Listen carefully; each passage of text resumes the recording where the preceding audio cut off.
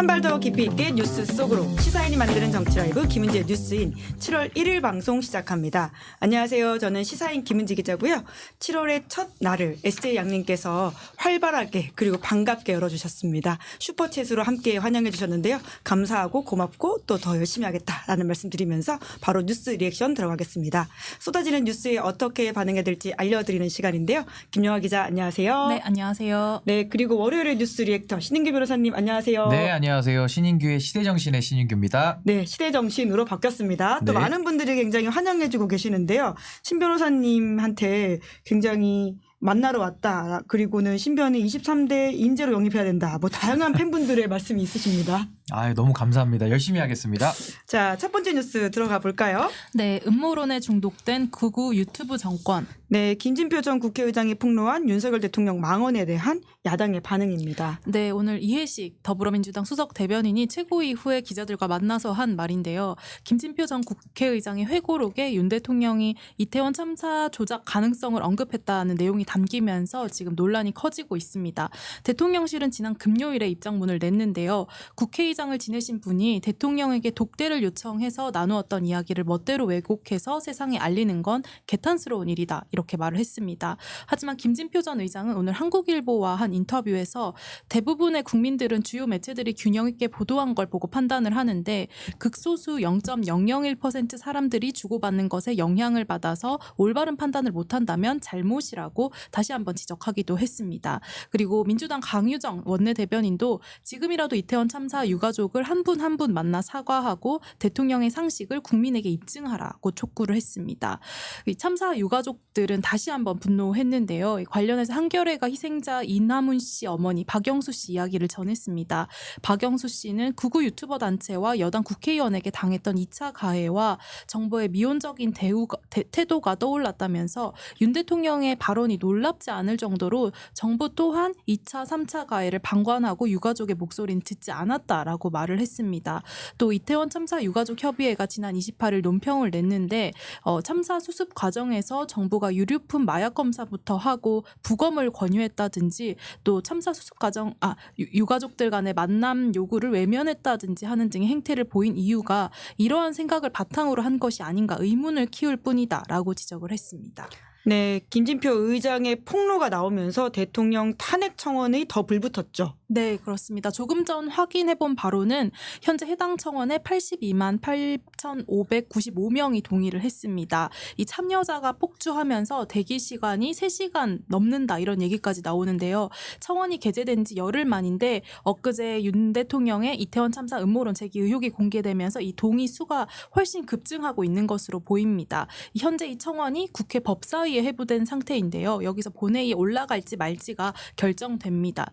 탄핵 추진 가능성과 관련해서 국민의힘 한 의원에게 물어보니 그걸로는 안 될 것이다. 탄핵을 추진하더라도 통과시킬 전략이 있어야 하는데 이건 그냥 막무가내성이 아니냐. 이러면 누가 대통령을 맡겠냐라고 말을 하기도 했습니다. 또 대통령의 발언에 대해서도 사석에서 사적으로 한 이야기를 이렇게 공론화하는 것이 맞는지 모르겠다라고 언급을 하기도 했는데요. 한편 민주당 내부에서도 이 신중론에 좀 무게를 두는 분위기입니다. 이 정치적 역풍을 고려한 것으로 보이는데 민주당 법사위원에게도 이제 물어봤더니 법적 상식으로 보면 결국에는 이제 위법성이 발견되어야지 추진할 수 있는 것이지 단순히 인기가 없다고 해서 추진할 수 있는 건 아니다라고 신중론의 의견을 보탰습니다. 네, 김영하 기자가 취재해온 바에 따르면 국민의힘 한 의원 이런 이야기를 했다는 거잖아요. 사석에서 사적으로 한 이야기다. 국회의장과 대통령이 한 이야기가 사석에서 사적으로 한 이야기다라는 식의 이야기가 참 여러모로 생각하게 만드는데요. 신인규 변호사님 이 발언 어떻게 보셨습니까? 대통령의 이제 이태원 참사 조작설 관련된 내용이죠. 그러니까 이제 뭐 윤석열 대통령은 모든 게 다 그렇게 사사롭게 되면 뭐 명품백 받은 것도 다 선물로 둔갑되는 이런 아주 그 대한민국의 법치를 무너뜨리는 이런 식의 해석이 나오기 때문에 그런 식의 해명은 저는 적절치 않다고 보는 거고요.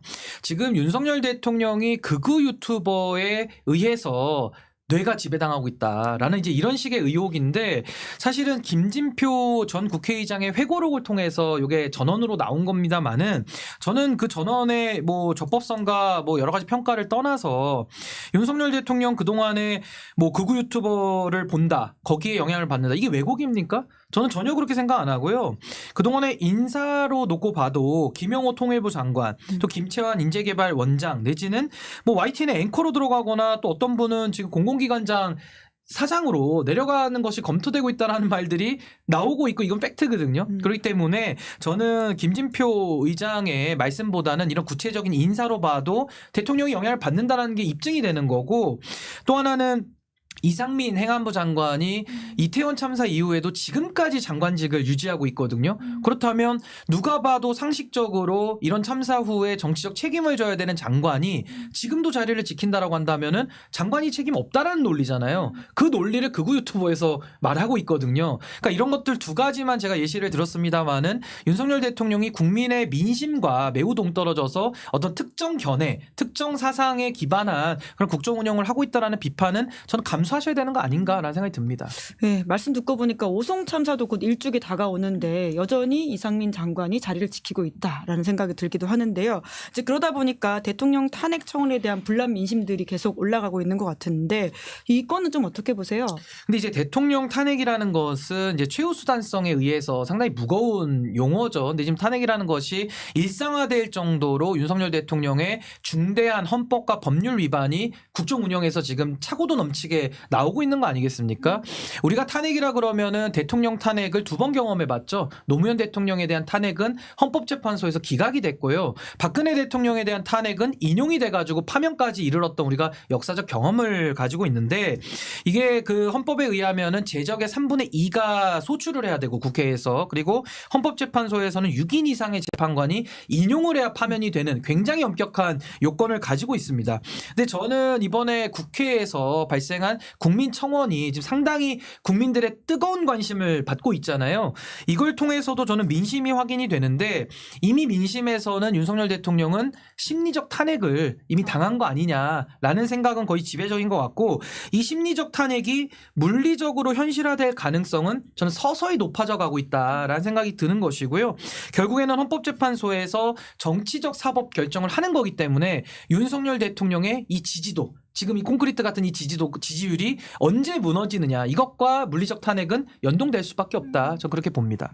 네, 두 번째 뉴스 키워드 넘어가 보죠. 네, 대통령실 전화번호는 기밀. 네, 대통령실 참모진들이 오늘 22대 국회 운영위원회에 출석해서 한 말입니다. 네, 그간 최상병 사건 수사 외압 의혹부터 김건희 여사 명품백 수수 의혹 등 여러 의혹들이 대통령실을 향했는데요. 오늘 열린 운영위원회에서 이 여러 말들이 쏟아졌습니다. 민주당 고민정 의원이 대통령이 지난해 7월 31일 국가안보실 회의에서 경로하셨는가라고 묻자 김태우 국가안보실 1차장이 보통 안보실 회의에서 경로하신 적 없다라고 답을 했습니다. 또 이런 일로 사단장을 처벌하면 누가 사단장 하겠는가라는 취지의 내용도 들은 적이 없다라고 반박을 했는데요. 한편 곽상원 민주당 의원이 최상병 사건 이첩 보류지 시에 사용되었던 이 대통령실 전화번호를 언급하면서 02800으로 시작하는 이 번호가 맞는지 물었는데, 정진석 대통령실 비서실장이 대통령실의 전화번호는 기밀 보안사항이라고 답을 했습니다. 그러면서 야당이 추진하는 최상병 특검법에 대해 당연히 거부권을 행사해야 한다고 얘기를 했고, 또 김건희 여사 명품백 수수 사건에 대해서는 저급하고 비열한 공작 사건이다라고 비판을 했습니다. 오늘 운영위를 시작으로 해서요, 이 야당이 이번 주를 대여 공세의 슈퍼위크로 규정하고 있는데요. 내일부터 사흘간 국회 본회의가 열리는데 방송 3법 그리고 또 김홍일 방통위원장 탄핵소추안까지 통과시키겠다고 밝혔습니다. 여기에 대해서 국민의힘 한 의원이 이 탄핵을 너무 우습게 생각하는 정국이 안타깝다라면서도 이 필리버스터 카드 등 이런 대안들이 나올 수 있는데 아직 공식적으로 들은 바는 없다라고 말을 했습니다. 네, 오늘 이제 최상병 수사 외압 의혹 가운데 국회에서 밝혀진 이야기들이 있는데요. 좀 가장 좀 눈여겨볼 만한 말 신인규 변호사님 꼽아주신다면 뭐가 있을까요? 근데 저는 사실 그 운영위를 쭉 지켜봤는데 그 하나도 진전된 입장이 없습니다. 그러니까 쉽게 말해서 서로 이렇게 평행선을 달리는 느낌인데 결국 진실은 하나 아니겠습니까? 저는 거기에 대해서는 사실 대통령실이 얼마나 많은 진실들을 좀 가리려고 하는가, 이게 좀 눈에 들어왔고요. 저는 무엇보다도 여당 의원들의 태도를 지적하지 않을 수가 없는데 국회 운영위원회가 얼마나 중요한 상임입니까? 대통령실의 산적한 불법성과 위법성에 대해서 짚고 그것을 고쳐내야 될 책임이 있는 곳이잖아요. 근데 여기에 대해서 국민의힘 의원들은 국회에 복귀한 지 얼마나 됐다고 들어와서 소리만 지르고 싸움을 유발하는 이제 이런 식의 국회를 더 비생산적이고 비효율적으로 운영함으로써 오히려 본인들이 가지는 그 대통령실의 운영의 문제점들을 가리려고 하는 이런 좀 비겁한 태도들이 많이 나와가지고요. 저는 국민의 한 사람으로서는 참 지켜보기 너무 힘들었다라는 저는 인상평을 좀 하고 싶습니다. 네, 게다가 김영하 기자가 이제 국민의힘 한 의원의 이야기를 좀 취재해 왔는데 이제 습관성 탄핵 증후군과 관련된 이야기를 한다는 거죠. 이제 그런데 또 이제 필리버스터 카드가 나올 만한데 아직까지 또 제대로 대응을 못 하고 있는 상황인 것 같은데 어떻게 보십니까? 근데 뭐 습관성으로 탄핵을 증후군 정도로 여긴다 그러면은 그거는 잘못된 일이죠. 근데 지금의 상황을 놓고 보면 습관성 헌법 위반 증후군이 더 맞는 표현 같아요. 그러니까 뭐 대통령이나 아니면 국민의힘도 마찬가지고요. 이 국정 운영에 책임을 진 세력들이 밥만 먹으면 숨만 쉬면 헌법과 법률을 유린하는 상태까지 지금 가고 있거든요. 그렇다면 우리는 물어봐야 되는 게 그렇다면은 헌법과 법률이 무너지고 땅에 떨어지고 상권 분립이 형해화되고 있는 상황 속에서 그 공적인 역할과 책임을 가지신 분들에 대한 탄핵을 통한 그런 제어가 그러면 불가피하지 않는가라는 질문에 대해서 저는 할 말이 없을 것 같거든요. 그래서 저는 무엇보다도 결국 법을 지켜서 국정 운영을 하면요. 탄핵을 두려워할 필요가 없어요. 근데 헌법과 법률을 상시적으로 위반을 하다 보니까 오히려 탄핵을 또 당할 수밖에 없고 그 탄핵을 막기 위해서 집권 여당의 의원들이 국민의 대표가 아니라 권력을 수호하기 위해서 맹종적인 태도를 보이는 것은 저는 국민의 대표들이 할 일이 아니다라는 생각이 듭니다. 네, 와중에 댓글창에 신인기 정도가 보수하면 나도 보수 지지한다 이런 식의 내용들이 있습니다. 저는 상식과 시대 정신에 입각한 평론을 하기 때문에 네. 꼭 보수에 한정되지는 않지만은 국민 시각에서 바라봐야 된다 이렇게 봅니다. 네, 사이다 신변 이렇게 댓글도 있습니다. 세 번째 뉴스 키워드 넘어가 보죠. 네, 배신자 프레임 마주한 한동훈. 네, 국민의힘 당권 경쟁에서 배신자 프레임이 논박되고 있습니다. 네, 그 중심에는 윤석열 대통령과 한동훈 전 위원장 간의 갈등 관계가 있습니다. 이 친윤계의 지원을 받고 있는 원희룡 전 장관이 페이스북에 대통령과 당대표가 갈등하면 선거에서 이기기 어렵다는 걸 2016년 새누리당 때 우리 스스로 경험했다면서 이 배신자 프레임을 꺼낸 건데요. 탄핵의 징검다리가 될 특검도 먼저 발의하겠다고 하니 참으로 나쁜 정치라면서 이 최상병 특검법에 찬성 의견을 낸 한동훈 전 위원장을 겨냥한 듯한 발언을 냈습니다. 이른바 탄핵을 경험한 보수 지지층의 정서를 적극적으로 파고든다라는 건데요. 뿐만 아니라 원 전 장관 어제 기자들과 만나면서도 비슷한 취지로 이야기를 했습니다. 윤한 충돌에 대해 약속 대련인 줄 알았는데 나중에 한 후보를 만나서 대화했더니 의미 있는 소통이 한 번도 없었다고 해서 너무 충격을 받았다라고 말을 했는데요. 또 나경원 의원과 윤상현 의원 측에서도 계속해서 이 배신자론을 부각시키고 있는 상황입니다. 이에 대해 한동훈 전 위원장이 페이스북에 우리 국민의힘 전당대회는 떠났던 지지자들을 다시 모셔오는 축제의 장이 되어야 한다라면서 그런데 일부 후보들은 공포 마케팅에 여념이 없다고 지적을 했습니다. 이 발언을 두고도 지금 꼬리에 꼬리를 물고 공세가 이어지고 있는데 이 급기야 학폭에 빗댄 비유까지 나왔습니다. 한 전 위원장이 나경원 후보를 향해서 학폭 피해자가 지금은 가해자 쪽에 서고 계신 것 같다라고 직격을 하자 나경원 의원이 저는 학폭 추방운동을 하고 있는 것이라면서 한쪽은 윤심파리를 하고 있고 한쪽은 또 하나의 줄서기를 만들고 있다라고 답했습니다. 네, 배신자 프레임을 두고 지금 말이 오고 가고 있는데요. 신인기 변호사님 보시기에는 지금 이 프레임 어떻게 좀 작용할 거라고 보세요? 근데 저는 일단 그 배신자 프레임이라는 게 보수 진영에서 꽤 오랫동안 사용되어 온 구태적인 프레임이거든요. 저는 이 싸움을 지켜보면서 국민들이 보시기에는 매우 한심하다라고 저는 볼 수밖에 없는데 그 이유는요. 정치인이라고 하면은 국민으로부터 권력을 위임받거든요. 그럼 정치인들은 국민을 배신했느냐, 그러니까 국민의 민심을 쫓았느냐, 쫓지 않았느냐로 평가를 받아야 되고 굳이 배신이란 표현을 쓴다면은 민심에 따르지 않으면 그 민심을 배반한 거기 때문에 민심의 배신자라는 말은 쓸 수가 있는데 지금 이분들 배신자 싸우는 거 보십시오. 결국에는 윤석열이라고 하는 그 개인과의 친소 관계를 중심으로 누가 더 가깝고 누가 더 멀어졌느냐를 가지고 배신자 취급을 하고 있거든요. 이건 지금 그 국민의 위임을 받은 정치인들의 기본적인 본령을 매우 벗어난 아주 잘못된 저는 좀 유치한 논쟁이라고 보고요. 이런 식으로 전당대회가 운영이 되면 아마 국민들의 민심과는 총체적으로 국민의힘이 더 괴리될 수밖에 없다. 저 그렇게 생각합니다. 네, 그럼 여기서 저희가 인물 돋보기 한번 좀 대보려고 하는데 있는데요. 대봐야 됩니다. 코너 속 코너 새롭게 좀 한번 만들어 왔거든요. 신인기 변호사님의 인물 비평 코너인데 아무래도 국민의힘 전당대회가 불붙고 있으니까 첫 인물은 한동훈 전 비대위원장으로 골라오셨죠? 뭐 아무래도 가장 핫한 분, 뭐 네. 제 얼굴과 이렇게 옆으로 나와서 좀 어색하긴 돋보기도 한데 옆에 있습니다. 돋보기로 한번 해주시겠어요? 한번 좀 한번 들여다볼 건데요. 저는 우선은 그 한동훈 후보에 대해서 스왓 분석을 좀 해보려고 합니다. 오, 이 수학 스왓 분석이 분석은 뭐죠? 뭐냐면요. 예. SWOT라고 해서 이제 강점과 약점 그리고 기회와 위협에 대해서 분석을 오. 하는 건데 앞에 거는 개인적인 것이고 뒤에 것들은 외부적인 요인이다 이렇게 이해를 하시면 되고요. 일단 쉽게 설명드리면은 한동훈 후보의 강점은 반윤 포지션을 아주 빠르게 잡았다라는 겁니다. 네. 그리고 굉장히 눈치가 좀 빠르고요. 이미지 정치 그리고 상대적으로 젊다.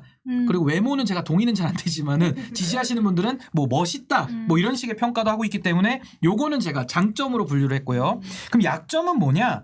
일단 보수의 뿌리가 없습니다. 문재인 정권에서 검찰로 한평생을 살아왔기 때문에 보수 뿌리가 없다라는 건 상당한 약점이고 또 하나는 초보 정치인으로서 내용과 내공이 없다. 라는 것도 약점일 것 같고요. 무엇보다도 한동훈 후보가 넘어야 될 5개의 산맥이 있습니다. 305개나 되나요? 지금 7월 23일 선거 얼마 안 본부자상처의 남았는데. 산맥입니다. 예. 그래서 본인 의혹인데 본인 의혹은 과거에 법무장관 시절에 뭐 고발 사주라든지 여러 가지 본인의 수사를 받아야 될 상황들을 말씀하는 거고 부인의 의혹은 부인이 이제 진은정 변호사인데 이분이 미국 변호사 출신이에요. 근데 김앤장에 들어가서 고액 연봉을 받았다라는 그런 의혹들이 좀 나와서 어떠한 일을 했는지 아마 이런 것들을 좀 물어볼 것 같고요.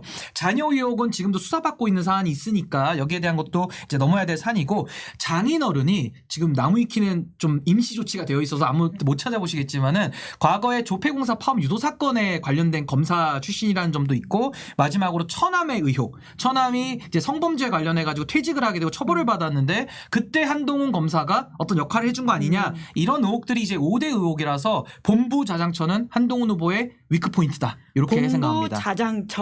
예. 하나 5대 어딘 의혹입니다. 만들어 오셨습니다. 예. 예. 그다음에 뭐 이어서 가보면요. 외부 요인으로 이제 기회와 위협을 좀 살펴봐야 되는데 기회는 일단 한동훈 후보에게 좋은 겁니다. 차기 대권 주자로서의 기대감이 아주 외부 요인으로 강하게 작동하고 있고 또 하나는 이재명 대표가 연임이 확실시되기 때문에 이재명과 싸울 사람이 누구냐라고 보수에서 묻는다면은 한동훈이지 않겠냐 이런 식의 요인들은 아주 기회에 좋은 요인이 되겠고요.